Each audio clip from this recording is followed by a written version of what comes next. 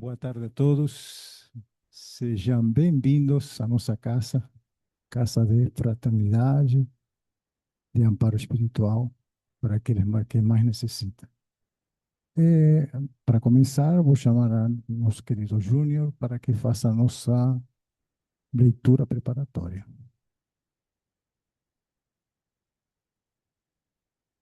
Do livro Vinha de Luz, pelo Espírito Emmanuel, psicografado por Francisco Cândido Xavier. Capítulo 91, quando o benfeitor espiritual Emmanuel vai comentar o capítulo 14, versículo 19 do Evangelho de Mateus. O apóstolo, então, assim anotou: E tendo mandado que a multidão se assentasse sobre a relva, tomou os 5 pães e os 2 peixes, e erguendo os olhos ao céu, os abençoou, e partindo os pães, deu-os aos discípulos, e os discípulos à multidão. Emmanuel, então, intitula o seu comentário Migalha e Multidão. Ante o quadro da legião de famintos, qualquer homem experimentaria invencível desânimo, considerando a migalha de 5 pães e 2 peixes. Mas Jesus emprega o imenso poder da bondade e consegue alimentar a todos sobejamente. Observemos, contudo, que para isso toma os discípulos por intermediários. O ensinamento do Mestre nesse passo do Evangelho é altamente simbólico. Quem identifica a aluvião de males criados por nós mesmos, pelos desvios da vontade, na sucessão de nossas existências sobre a terra, custa crer na migalha de bem que possuímos em nós próprios. Aqui corrói a enfermidade, além surge o fracasso. Acolá manifestam-se expressões múltiplas do crime. Como atender às necessidades complexas? Muitos aprendizes recuam ante a extensão da tarefa. Entretanto, se o servidor fiel caminha para o Senhor, a migalha de suas luzes é imediatamente suprida pelo milagre da multiplicação, de vez que Jesus, considerando a oferta espontânea, abençoar-lhe-á o patrimônio pequenino, permitindo-lhe nutrir verdadeiras multidões de necessitados. A massa de nossas imperfeições ainda é inaquilatável. Em toda parte há moléstias, deficiências, ruínas. É imprescindível, no entanto, não duvidar de nossas possibilidades mínimas no bem. Nossas migalhas de boa vontade, na disposição de servir santamente, quando conduzidas ao Cristo, valem mais que toda a multidão de males do mundo. Obrigado, Júnior. Então, com esses pensamentos da nossa leitura, vamos fechar nossos olhos, direcionar nosso pensamento a Jesus, nosso Mestre Divino, para nossa querida Mãe Maria de Nazaré. E assim, Senhor, te agradecemos por esta tarde maravilhosa, por estarmos aqui presentes para aprender um pouquinho mais nossa doutrina, que nos ensina, que nos guia para o caminho do bem. Muito obrigado, que abençoe a todos aqui presentes e aqueles que não estão no momento por algum motivo. Que assim seja. Bom, hoje temos aqui nosso querido Anderson e nos vai trazer uma palestra muito interessante chamada O Banquete para Divinos um banquete divino para nós, espíritas que estamos aqui presentes e aqueles que estão online também. Fique à vontade, a palavra é sua. Boa tarde a todos. Em primeiro lugar, obrigado pelo carinhoso convite para esse sábado, com esse friozinho. Eu me lembro de todas as vezes vir aqui, né, o suor aqui escorrendo. Hoje eu entrei sem a blusa de frio aqui e falei, ah, vai dar. Não deu, não. Não deu. Mas pelo visto agora a gente tem até o ar-condicionado. Ó. Não vamos mais passar aperto aqui no verão. Muito bem. Bem, quando a gente fala de banquete, a gente tem que lembrar que, como tudo aqui na Terra é relativo, o banquete aqui também é relativo. Por exemplo, para algumas pessoas, sábado à noite, uma bacia de pipoca com uma guaraná e um filmezinho, aquilo ali é um tremendo banquete, não é verdade? Para aquele que está passando fome, um pão com manteiga é um verdadeiro banquete. Para alguns outros, precisa de algo mais, então as exigências variam de cada um. Mas eu me recordo das festas de aniversário. Todos nós aqui já tivemos presente numa festa de aniversário. E é muito curioso o comportamento das pessoas após cantar os parabéns, que normalmente após cantar os parabéns, o que que acontece? Gente, aquela mesa de docinhos, que é um verdadeiro banquete, os homens nem tanto, mas as mulheres, olha, olham aquele banquete brigadeiro. Gente, brigadeiro, convenhamos, né? Convenhamos, o tal do brigadeiro é irresistível. Aqueles docinhos, cada um olhando pra gente com aquela cara de me pegue. E aí a gente não fica satisfeito em pegar um ou dois, leva um copinho, alguns levam bolsa e toma que põe para dentro, mas nós espíritas a gente não faz isso, né? A gente nas festas de aniversário a gente não faz isso, faz de jeito nenhum, né? Então o banquete tem essas peculiaridades. Olha, quem riu aqui eu acho que já fez, viu? Estão se denunciando aí. Mas o banquete tem essas peculiaridades.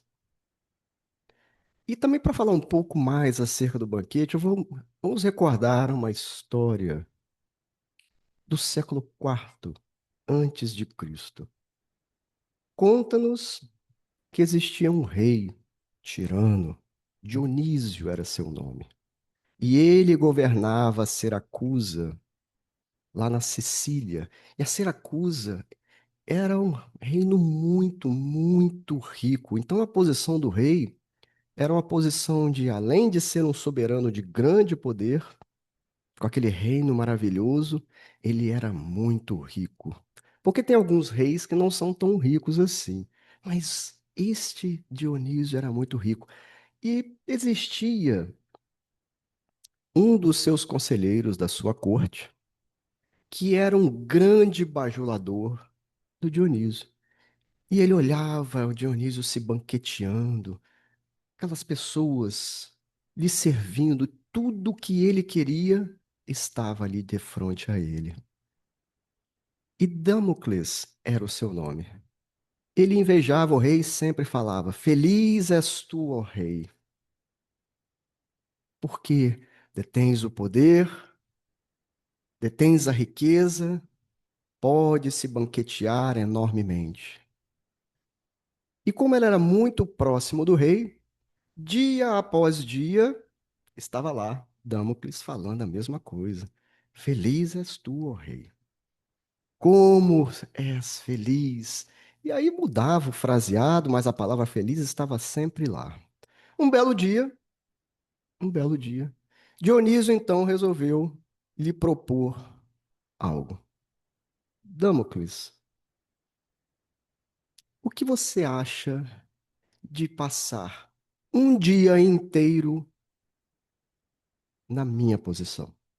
Você como rei. Bem, se fosse talvez perguntar para nós, vocês imaginam um dia de rei, gente. Coisa. Poder comer o que quisesse, servir à vontade, todo mundo te bajulando, uma coisa extraordinária. Obviamente, Damocles aceitou na hora. Então, primeira coisa, o banquete. Tudo que vocês podem pensar do bom e do melhor. Vinhos requintados, perfumes maravilhosos, flores deslumbrantes, as mulheres mais lindas servindo e dançando, aquele monte de criados, festas, músicas maravilhosas e se regalando com a lauta refeição um dia inteiro. E ele feliz não se contentava de alegria e de felicidade. E o rei Dionísio estava ali ao lado dele. E ele pensando, nossa, coisa boa realmente que é ser rei. No entanto, chega um momento em que a sua feição muda. Ao olhar para cima, ele dá-se conta que está pendente sobre a sua cabeça uma espada. Uma espada afiadíssima. E as espadas eram pesadas, viu, gente? Uma espada afiadíssima, presa por um fio de crina de cavalo. Quando ele olhou aquilo e mudou a sua expressão na hora, o banquete parecia não ter mais o mesmo sabor. A música, as bailarinas, as mulheres bonitas, tudo aquilo que ele estava vendo, perdera-se o encanto. E ele estava preocupado, mesmo, é com a espada bem próximo à sua cabeça. E, gente, um fio de crina de cavalo, qualquer coisinha, isso pode arrebentar. Então ele perdeu a paz e falou para o rei Dionísio: eu não consigo mais ficar aqui. Me ajude, eu preciso sair daqui. E o rei Dionísio, ora, mas por quê? O que está acontecendo? Olha essa espada aqui em cima da minha cabeça. Então Dionísio lhe falou: pois bem, você acredita que na minha posição eu só tenho alegrias e felicidades? Banquetes maravilhosos pelo fato de eu estar no poder? Por ter as riquezas, meu mundo é feliz? Você sabia que eu passo pela mesma situação de uma espada todo o tempo, todo dia, todo instante com ela em cima da minha cabeça? Porque, assim como você é meu conselheiro, pode existir algum outro conselheiro aqui que neste momento está premeditando uma traição para me matar. Você sabia também que podem estar dentro do meu reino alguns rebeldes promovendo uma revolta surda do povo contra mim para me derrubar? Você sabia também, Damocles, que um reino diferente do meu pode estar preparando uma guerra para vir tomar o meu reino e também me matar?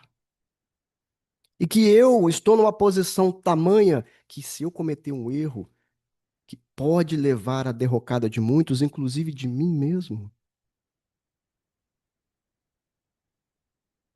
No entanto, no entanto, meus queridos e minhas queridas, nós aqui na Terra, nós aqui na Terra, costumamos olhar para aqueles que detêm posições de comando, de poder, de autoridade, de riqueza e desejar arduamente estar na posição deles. E mais, a gente fica achando, nossa, como deve ser bom estar ali. Que alegria e felicidade eles têm, porque eles podem ter de tudo, podem comprar qualquer coisa, podem ser servidos o tempo que quiserem. E isso me faz lembrar uma coisa interessante. Alguém aqui já viajou de avião para o exterior? Já, né? Alguém aqui já viajou de classe executiva? Alguém aqui já viajou de primeira classe? Vocês têm ideia da diferença de um para o outro? Na classe executiva, você pode ir a viagem inteira deitado e dormindo. E comendo melhor do que na classe econômica. Na classe econômica, o máximo que vai acontecer é dar uma reclinadinha assim, né? Aí, se sentar alguém um pouquinho mais fofinho do seu lado, né? E na primeira classe, dependendo da companhia aérea, tem um banheiro que é maior do que o meu banheiro dentro do avião. Você pode escolher a comida e comer a hora que você quiser. A aeromoça vai te atender no exato momento que você botar, sabe aquela coisa, você aperta a campainha, acende a luzinha, a aeromoça tá lá. Na classe econômica ela demora um pouquinho, viu? Demora mais um cadinho. Talvez seja por isso, em busca do conforto, em busca de sermos diferenciados dos outros, o bom e o melhor é para nós, é que aqui na Terra a gente deseja e deseja mesmo essas posições ditas superiores, que, por incrível que pareça, ao invés de nos unir ao próximo, nos afasta das outras pessoas. É por isso que, por exemplo, nós temos os tal, os tais condomínios fechados. Ora, condomínio fechado, o próprio nome já diz. O banquete seu é exclusivo daqueles que moram lá. Você está completamente separado dos demais. Normalmente, as crianças, os filhos de quem mora em condomínios fechados vivem numa bolha, porque a van vai buscar lá dentro do condomínio fechado e vai levar para aquela escola bacana, que pode pagar. E lá naquela escola bacana vão ver filhos de pessoas que têm muito dinheiro, então não é qualquer um que está naquela escola. E assim vai. Os amigos, mais ou menos os mesmos. Então, como se vivesse numa bolha. E será que é realmente isso? Realmente esta a proposta da nossa vida aqui na Terra? E se é tão importante, julgamos muitos de nós, tão importante todas essas coisas e é o que mais a gente faz, será que existe algo no Evangelho que poderia contradizer tudo isso? De maneira que faça a gente refletir de alguma sorte na vida que nós estamos tendo aqui na Terra? Bem, vamos então ao Evangelho de Jesus. Ah, aqui eu tenho um aplicativo muito interessante. Se vocês tiverem o Android, acho que eu já falei aqui outras vezes, instale a Bíblia de Jerusalém. É o aplicativo, uma das melhores traduções que tem. Nós temos a tradução do Haroldo, do Novo Testamento, muito boa, mas se você quiser levar no celular, está aqui a Bíblia de Jerusalém. E eu vi aqui, a Fátima me avisou que a gente tem até 6 horas da tarde, tá? Para a gente terminar. Então, brincadeira. Mas depois nós vamos para outro banquete. Em Lucas, no capítulo 14, inicia-se o versículo 15 dizendo assim: Ouvindo isso, Um dos comensais lhe disse: Feliz aquele que tomar a refeição no reino de Deus. Feliz aquele que tomar a refeição no reino de Deus. Porque Jesus estava falando para aquele auditório que nós, aí trazendo para os dias atuais, quando formos dar uma festa, não vamos chamar aqueles que podem retribuir. Então a gente vai dar uma festa, meu filho vai completar 15 anos de idade. Ah, é o Stephen. Vou fechar o Stephen e vou chamar todos os meus amigos. Mas aí Jesus fala: não, porque eles podem depois te retribuir. Vai lá e chama quem? Os pobres, os estropiados, os coxos. Chamem aqueles que não podem te retribuir. Então, um desses comensais falou: Feliz aqueles que têm então essa refeição no reino de Deus. Parece até Damocles, né? Falando: Ó, feliz és tu, ó rei, porque tem essa refeição lauta todos os dias, bailarinas, tudo do bom e do melhor. Jesus, diferentemente do rei Dionísio, ele propõe uma parábola para responder a essa exclamação. E a parábola começa assim. Jesus então respondeu: Um homem estava dando um grande jantar e convidou a muitos. Um grande jantar e convidou a muitos. À hora do jantar, enviou seu servo para dizer aos convidados: Vinde, já está tudo pronto. Antes da gente prosseguir, vamos fazer uma leitura desses dois primeiros versículos. Um grande homem, provavelmente era um homem importante. E quando ele fez o convite para os convidados, muito provavelmente, como ele era um homem importante e convidou a muitos, ele pegou talvez um dos maiores animais, mandou abater para que houvesse refeições para todos. E aqui um fato muito importante. Naquela época, não tinha geladeira. Então, se você fizesse a refeição, no dia você tinha que consumir no mesmo dia. A refeição deve ser consumida no mesmo dia. Mas essa passagem fala que depois que os convidados foram chamados pela primeira vez, notadamente eles aceitaram, houve um servo que foi lá para confirmar e dizer para todos eles: venham, porque está tudo pronto. Está tudo pronto. Muito bem.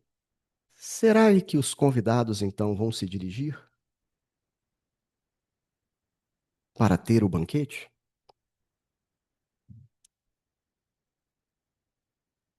Vamos ver o que a parábola nos diz.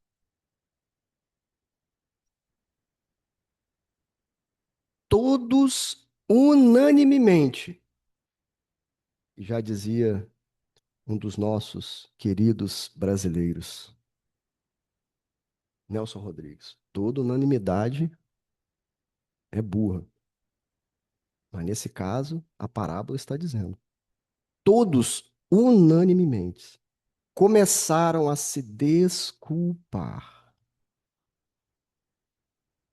O primeiro disse-lhe: comprei um terreno e preciso vê-lo, peço-te que me des por escusado. Antes de falar dessa desculpa, muito forte o que Jesus fala aqui a respeito da unanimidade. Nós que somos espíritas, nós já sabemos que antes de encarnarmos no mundo espiritual, muitos de nós somos preparados para a missão, por mais humilde que seja, que iremos desempenhar aqui na Terra. Talvez a sua missão seja no ambiente familiar, trazer de novo para Jesus aquele espírito que outrora você desvirtuou. Talvez a sua missão, e houve uma preparação para isso, vai ser vir aqui diante de uma tribuna espírita, falar para as pessoas. Então você vem preparado como um palestrante espírita. Talvez a sua missão passa a ser no campo da mediunidade. Então você recebe esse dom divino para o trabalho, talvez no campo da desobsessão, da psicografia. Cada um de nós, não nos enganemos, antes de encarnar, todos vieram com o carimbo de missionário, pequeninos ou maiores. Cada um de nós tem. E recebemos, portanto, o convite dos nossos mentores espirituais para quando mergulharmos aqui na densa faixa evolutiva da carne, nós desempenhemos aquilo que espontaneamente falamos: aceito, aceito o convite. Chegando aqui no planeta e começamos a ter ideias das coisas, consciência das coisas. Porque quando a gente nasce bebezinho. Apesar da gente dar o sorrisinho para nossa mãe, a gente não tem muita consciência. Os anos passam, o cérebro vai se desenvolvendo, e especialmente após o 7º ano de idade, quando a reencarnação está consolidada, a gente passa a ter mais consciência do mundo à nossa volta. E a partir daí, podemos inclusive passar a fazer algumas escolhas importantes. Mas chegado o período em que somos visitados pelo servo para dizer para nós: olha, lembra do convite que você aceitou? Lembra dele? Aquele convite lá no mundo espiritual. Essa missão que você abraçou, estou aqui para te dizer que está pronto. Vamos? E aí, é muito forte dizer unanimemente. Mas começam as desculpas. Jesus aqui traz 3 desculpas simbolizando atualmente, nós vamos trazer para os tempos atuais, as desculpas que nós usamos hoje em dia para recusar o convite ao banquete celestial. A primeira delas, então, é: comprei um terreno, preciso vê-lo. Peço-te que me des por escusado. Bem, naquela sociedade da Palestina do século I, e eu acredito que hoje em dia, da mesma forma, não sei se vocês fazem diferente, mas ninguém compra um terreno sem antes vê-lo. Aqui, aqui o convidado diz: comprei, já fiz o Pix. Agora eu vou lá vê-lo. Nem naquela época que a terra era tão importante, Jesus sempre está falando para uma comunidade agrícola, pastores, pessoas que vivem do campo. A terra era essencial. Bem, pode ser que alguém aqui, né, já tenha feito isso, né? Comprado um terreno. Alguém aqui já comprou um terreno sem ter ido ver? Será que ele é assim um barranco? Será que ele é inclinado? De repente vocês são engenheiros, podem fazer igual o pessoal lá em Belo Horizonte. Lá em Belo Horizonte tem uns prédios que eu não moraria nunca, gente. Que você chega a ver as colunas daquela pirambeira, daquele precipício, entrando ali na terra e falando, gente, se vier uma chuva aqui mais forte, lava isso aqui, vai o prédio embora. E eu devo ter desencarnado, soterrado algum dia, porque eu tenho medo danado desse negócio de ficar perto de barranco, viu? Mas aqui, desculpa, gente, é uma mentira, mas é uma mentira daquelas assim, que você está ofendendo a pessoa.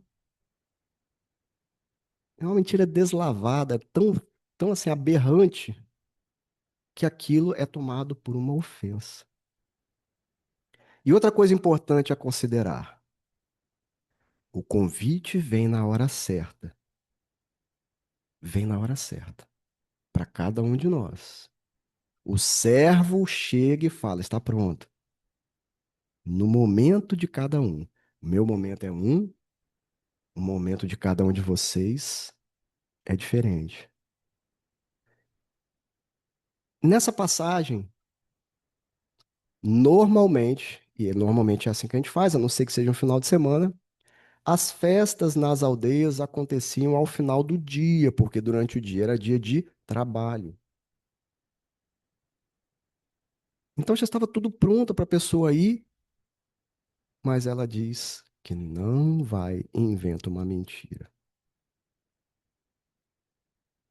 E o segundo? Vamos ao segundo. Que tipo de desculpa ele vai arrumar? O outro disse: comprei 5 juntas de bois e vou experimentá-las. Rogo-te que me des por escusado. Comprei 5 juntas de boi e vou experimentá-las. Peço-te que me des por escusado. Alguém aqui sabe o que é junta de boi? Alguém já viu isso? Junta de boi? Junta de boi é o seguinte: já viu? Isso é igual a pergunta que eu faço hoje em dia para os meus filhos. Vem cá, meu filho, você sabe o que é uma fita cassete? Você sabe o que é um disco de vinil? Tape deck? Ninguém sabe. Ninguém sabe o que é isso.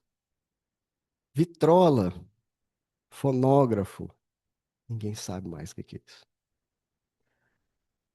E vocês sabem que o primeiro disco gravado aqui no Brasil e a primeira música, em 1902, foi nas Casas Edison. E vocês sabem quem era o dono das Casas Edison? O grande espírita Frederico Figner. Curiosidades, né?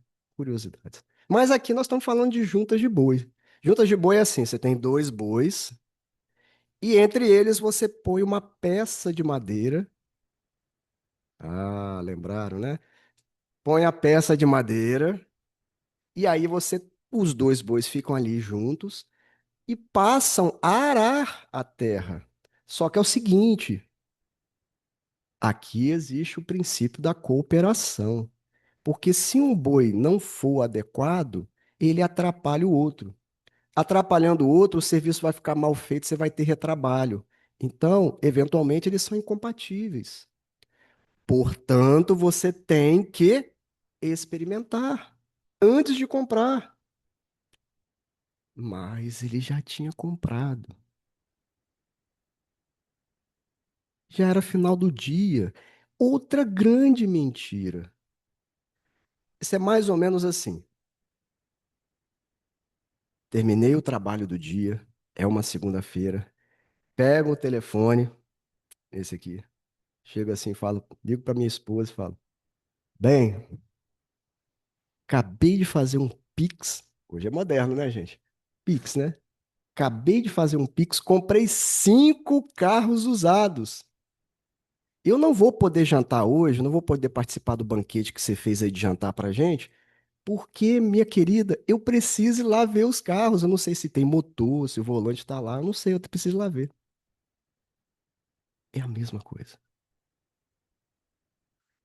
É uma mentira, é uma desculpa que beira a ofensa. E ela é mais ofensiva porque, na época, os animais, porque a terra era santa, lembra? A gente fala assim, terra santa. Então a terra é santa. Inclusive, muitos falam assim: olha, compre o imóvel, porque o imóvel é a garantia do seu futuro. Compre um terreno, porque um terreno nunca desvaloriza. Então a terra é santa. Mas o animal não. O animal, naquela época, era considerado impuro. Impuro.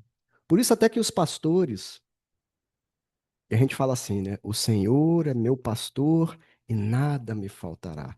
Mal a gente sabe que os pastores eram detestados pelos fariseus porque eles cuidavam de animais, os animais eram considerados impuros.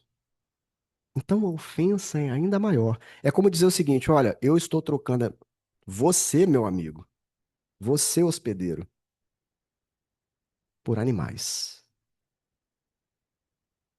Por animais. E a última,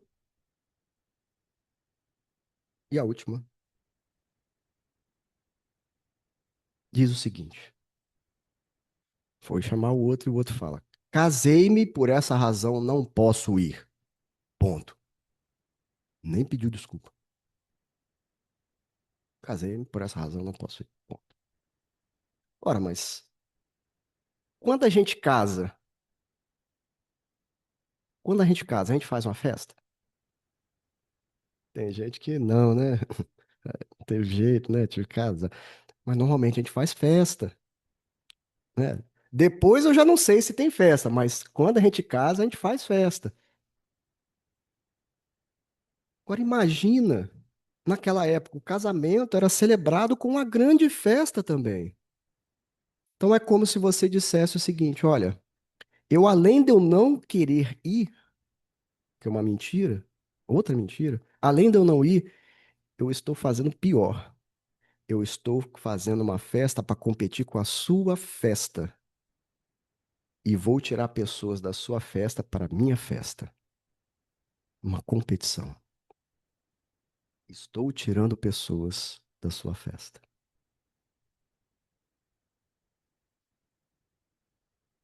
O servo vai lá e diz isso tudo para o seu senhor. O senhor fica bravo?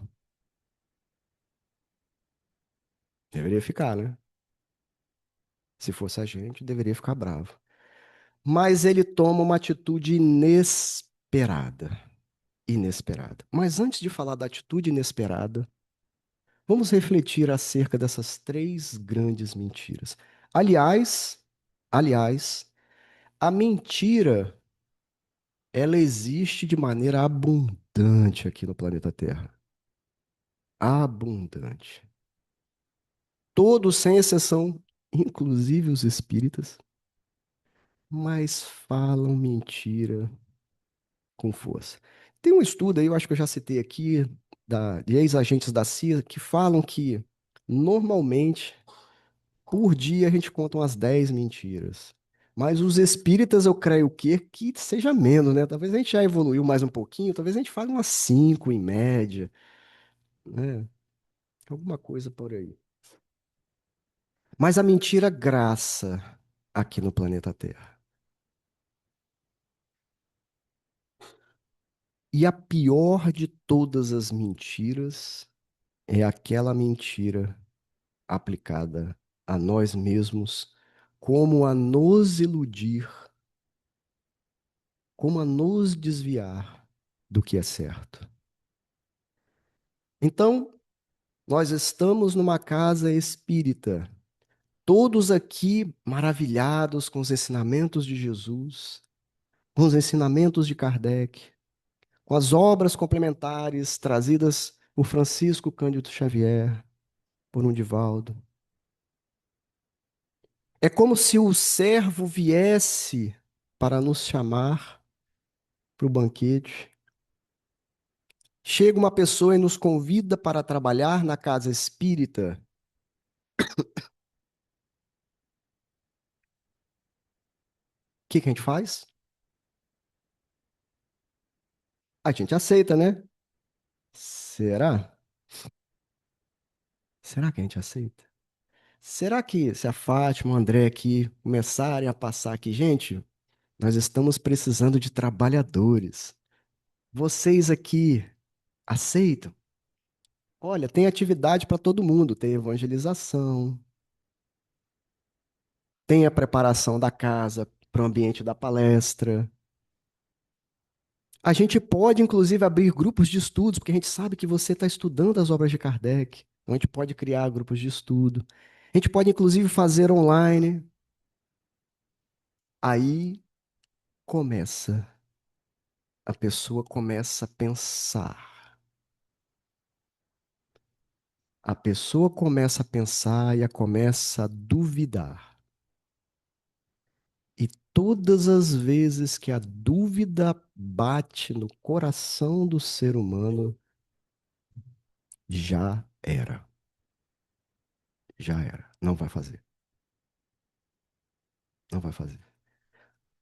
Nós temos que, no convite cristão, no convite que o Senhor nos faz, quando o servo vem falar para a gente, olha, está pronto. Nós temos que ser iguais aos discípulos de Jesus, quando Jesus dizia, vem, segue-me. Como fez a Levi, o cobrador de impostos, o publicano. Vem, segue-me. Ele deixou tudo e passou a segui-lo. E aqui eu falo seguir a Jesus. Não é seguir ao cristão. O convite de Jesus é: segue-me. O banquete está pronto, segue-me. O reino dos céus está próximo, segue-me. Ele não fala, siga o cristão. Ele não fala, siga o ser humano frágil que está aí do seu lado. O convite é para seguir a ele. Então vocês vão olhar para o Anderson aqui e falar: nossa, o Anderson está falando umas coisas tão legais lá, tão bacanas. Poxa, maravilha. Dá vontade até de seguir o que ele fala, de seguir o exemplo do Anderson. Não, não, não. Siga Jesus. Porque o Anderson é frágil e o Anderson pode cair espetacularmente em algum momento da vida dele. E pode ser que o Anderson não seja mais exemplo para ninguém. Então, seguir a Jesus.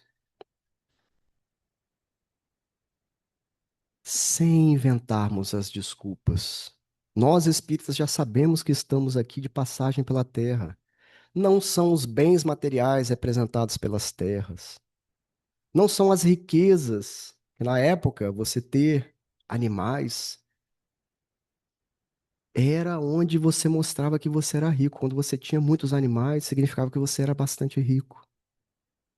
Não precisa, não precisamos das riquezas.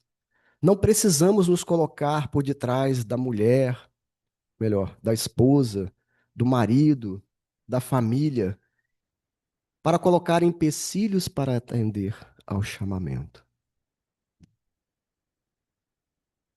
Sem mais mentiras. Não quer dizer que é fácil.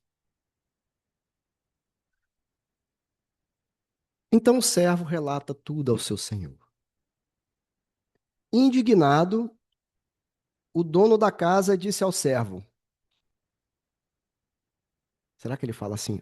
Vai lá e fala mal de todos eles para todo mundo saber que essas pessoas são más.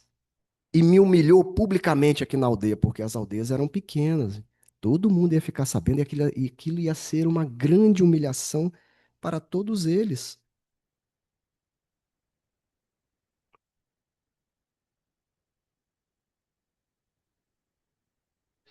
que vocês acham? Se fosse nós, a gente ia falar mal de alguém? Vou trazer uma passagem do Evangelho de João,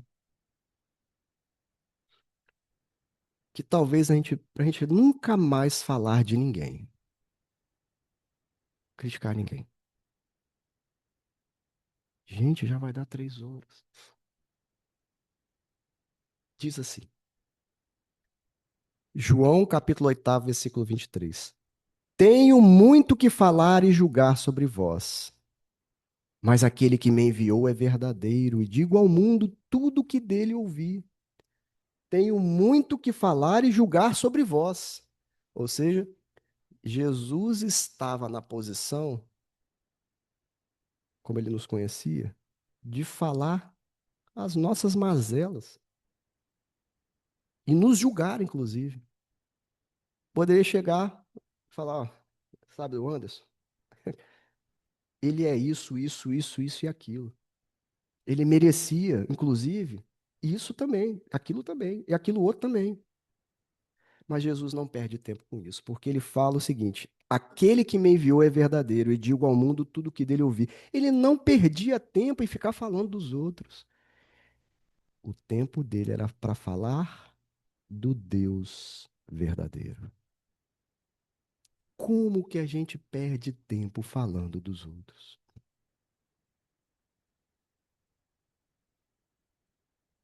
E não falamos do Deus verdadeiro.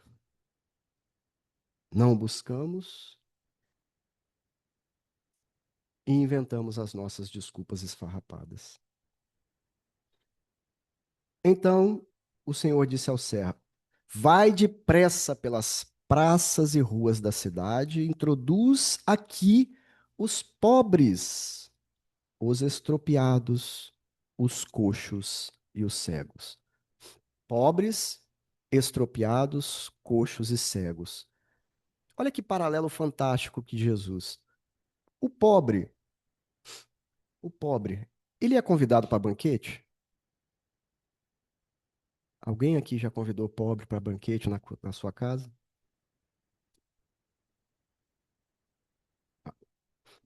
Os estropiados, os aleijados, ou os coxos, eles têm condições de experimentar a junta de bois? Os cegos, eles têm condições de avaliar algum terreno?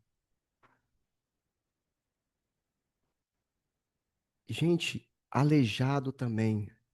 Como é difícil um aleijado casar. Porque está todo mundo procurando o corpo perfeito. Olha que paralelo sensacional do Cristo. Mas ele fala para procurar na comunidade. São os proscritos. Se nós, os espíritas, não atendermos ao convite, outros virão. E se nós, espíritas, estivermos buscando somente a glória que Damocles estava procurando,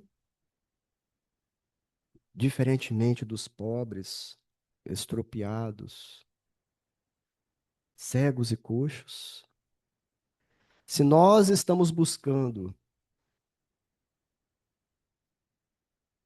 e aí vou até fazer um parênteses aqui, nos congressos, por exemplo, será que a gente não poderia fazer um belo de um congresso espíritas com os melhores palestrantes para as pessoas da periferia, aqui em Terra Vermelha, por exemplo? Convidá-los todos para o banquete de luz?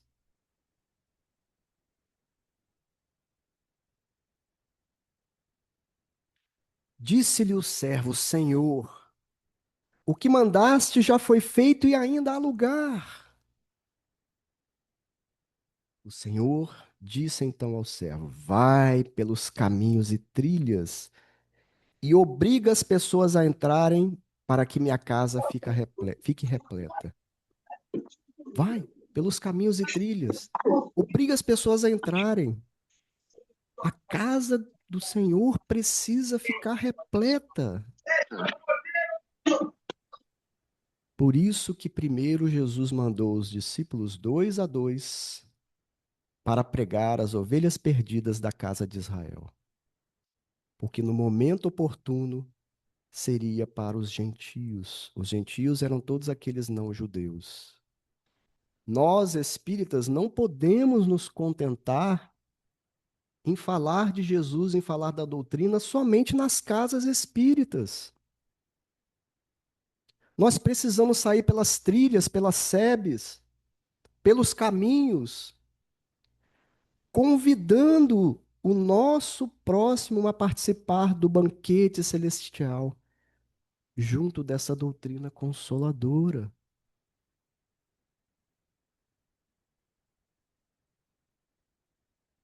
Há tantos aí esperando o convite. Nós podemos ser a figura daquele servo e ir lá até eles. Muitas vezes, nós vamos ter que usar de uma pequena persuasão. Não é, aqui usou a palavra, obrigue-os a entrar, mas é obrigado naquele sentido de que você fala assim: venha, venha, convença a pessoa a fazer parte desse banquete. A pessoa pode falar assim: ah, não, não é possível, porque esse convite é tão maravilhoso, ele é tão gratuito e ele é tão especial, que seria mais ou menos assim. Vocês imaginam, vocês encontram um morador de rua. Estão andando, caminhando, encontram um morador de rua. E você tem 2 passagens para ir na Disney. Para ir na Disney. E essa passagem é para daqui a 6 meses. E você não quer ir sozinho. Aí você chega para o morador de rua, você começa a conversar com ele e fala: olha, estou te convidando aqui para ir na Disney comigo. Aí ele vai olhar para você. Não, inclusive eu estou aqui com as 2 passagens. Os hotéis já estão reservados para daqui a 2 meses. Ele vai olhar para você e vai assim: quem é mais louco aqui? Eu ou ele? Pirou o cabeção. Porque essa graça, ela é tão extraordinária que a gente nem acredita. E como a gente não acredita, a gente continua desejando o reino de Dionísio. Com as suas falsas riquezas, com seu falso poder e com a lâmina da espada pendurada sobre nossa cabeça. E esse outro reino de Deus, de banquete maravilhoso e inacreditável, a gente fica inventando as mais variadas desculpas, mesmo nós espíritas que já conhecemos. Conhecemos o roteiro, já sabemos que iremos desencarnar e daqui a pouco estaremos do lado de lá. O professor Cícero, na obra Instruções Psicofônicas, ele fala que grande, mas enorme é a surpresa dos espíritas ao chegar do lado de lá. Ele usa essa expressão, enorme. E ele fala que, na maioria das vezes, falando para os espíritas, hein? Para os espíritos, na maioria das vezes, a passagem aqui na Terra, de nós espíritas, é para cristalizar ainda mais o nosso orgulho. Perdão, nosso egoísmo. Aliás, o orgulho também. Mas ele fala do egoísmo.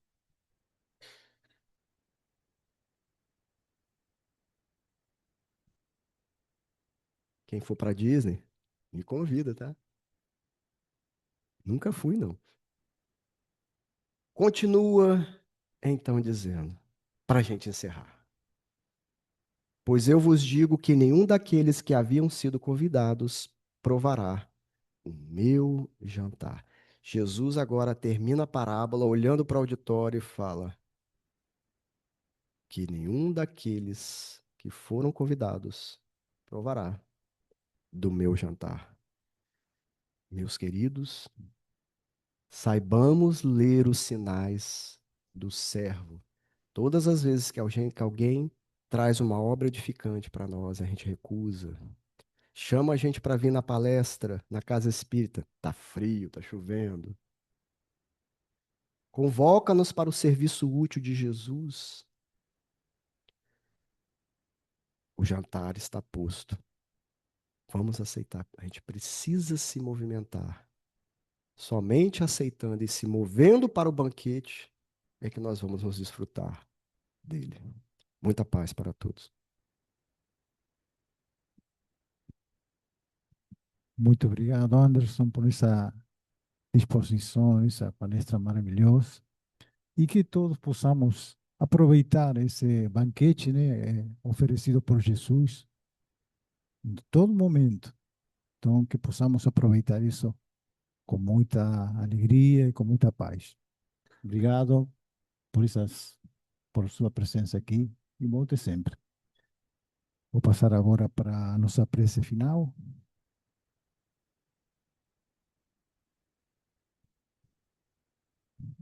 Senhor Deus, de infinito amor, de infinita misericórdia, amado Mestre Jesus, divino amigo de todas as horas, queridos amigos espirituais que dirigem os trabalhos de nossa casa.